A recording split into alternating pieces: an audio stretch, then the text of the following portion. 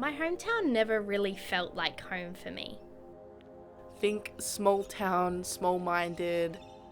It's a very tight-knit community. It's the kind of place where everywhere you go, you know someone.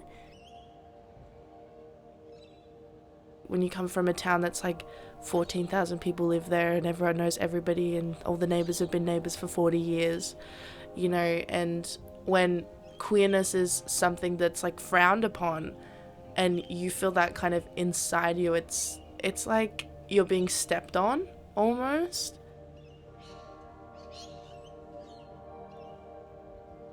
I always wanted to move to the big city, and I always wanted to explore a place where there were lots and lots of people.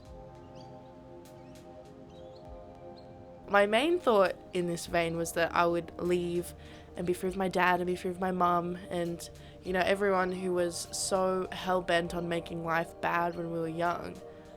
And I'd start fresh. I'd get a clean slate. And I kind of did do that.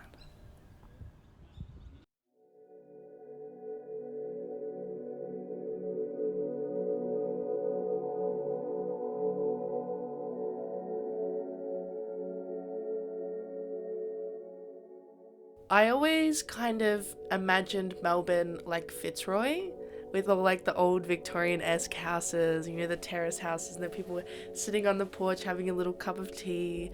I imagined it like that. And just like everyone had the space to be themselves. You know, like I feel like there's more space to be an individual in the city. And there just feels like a lot more places are meant for you. In Melbourne, you've got Yayas.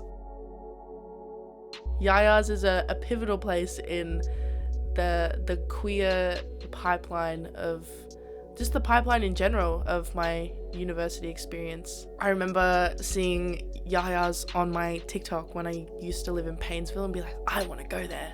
And then we went there and I was like, oh, fuck. You know, I feel like it was like an eye-opening experience. And then the second time I went there, I cried in the gutter with a drag queen. I think I realised when I got here how many queer elders and queer role models there are just out on the street. And I mean just ordinary people living their lives and being visibly queer. And now that I'm here and I'm with so many other people that are just like me, I don't have that same sense of, I know exactly who I am, but I don't have to. It doesn't feel like I have to create this whole, I guess, tough persona because there's other people who understand, so I'm not the only person fortifying my identity anymore. And there was something almost euphoric about seeing other queer people like that, open and unashamed and unabashed in their queerness. And even beneath all the lights of the city, I think it feels more like home here than my hometown ever did. And it feels like in a big city that there's something bubbling beneath the surface, and not just something, but many things. And it feels like whatever you see, there's a million opportunities beneath that you can't see, or that if you looked a little closer, you could easily find.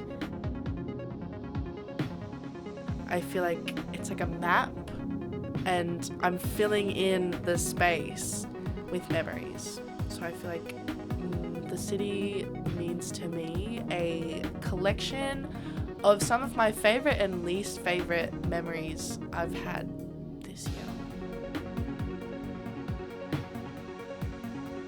Still that sense of not knowing who I am, and that being okay.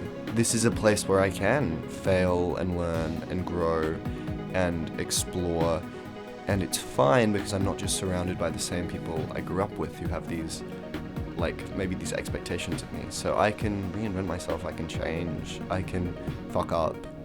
It's nice.